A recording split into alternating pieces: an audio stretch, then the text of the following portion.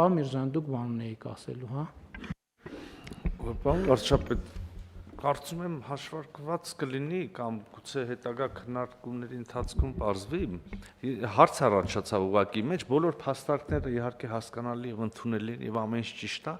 մենակ այդ մասնավորի եւ մրցունակության կտորը որոշ անորոշություններ ա թողում, առնվազն ինձ մոտ, օրինակ կարող է պարզվի, որ մենք 60 միլիոն ենք տալիս ինչ-որ շատ պայմանական թվեր եմ ասում եւ հիմնարկներ երաշտական դպրոցի համար, թատրոնի համար, պոլիկլինիկայի համար մի տեղում եւ կարելի է այդ ծառայությունը ստանալ 20 միլիոնով այլ շենք վարձակալել, բայց այդ շենքը, այսինքն չգիտեմ, կարող է պարզվի, որ Երևանի փոքր կամ նույնիսկ մեծ կենտրոնում չեն լինի երաշտական դպրոցներ, պոլիկլինիկաներ կամ թատրոններ, որտեղ ձեռ չի տալիս։ Ես հնարավոր տեսական հարցադրում եմ անում, էլի։ Կառավարման հարցադրում եք անում, այսինքն դա կոնկրետ իրավիճակ է, որտեղ պետք է որոշում կայացվի։ Այսինքն կնայենք այդ իրավիճակին, որովհետև բայց նաև էսա պետք է հասկանալ, կարող է հակառակն լինի։ Պարզվի, որ այդ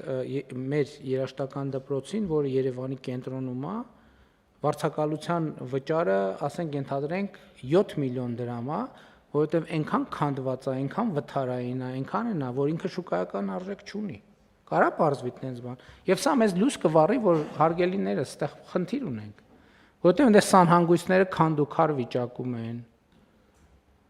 Ինչը մեր դպրոցների համար բան չի, շատ հազվագյուտ բան չի։ Մեր դպրոցների մի շատ հսկայական մասում դե ֆակտո սանհանգույցը շատ պայմանական բան է։ Եվ սա մեզ հարց կծագի, բա ինչի է Երևանի կենտրոնում այս շենքը վարձակալության արժեքը այսքան քիչ։ Հետո կտեսնենք դա, որ այս շենքում այնքան խնդիրներ կա, մենք պետք է գնանք այդ խնդիրները լուծելու հետևից։ Եվ հանրությունն էլ պետք է տեսնի, որ այդ խնդիրն է, որովհետև շատ դեպքերում մենք համակերպվել ենք այդ բանի հետ, այդ խնդրի հետ, որ հա դե դպրոց է, ծրի շենք է, պետք է սանհանգույցները նորմալ չլինի, այն էլ նորմալ չլինի, այն էլ նորմալ չլինի։ Եվ ել եմ ասում, ձեր ասածը ռիսկ է, որը պետք է կառավարենք։ Կարող ենք կարգավորել այդ ռիսկը, օրենսդրական կամ ենթաօրենսդրական ակտերով կարգավորել այդ ռիսկը։ Ուրիշ հարց էլ կարա ծագի, պետք է հասկանանք այդ երաշտական դպրոցը քանի աշակերտ ունի։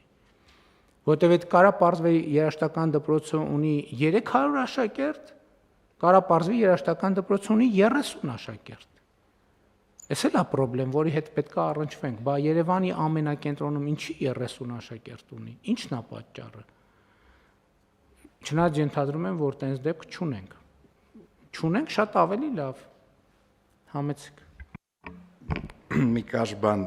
ավելացնեմ պարոն Միրզոյանի ասածին, որովհետև դա շատ հետաքրքիր էլի հոգեբանական հարց է։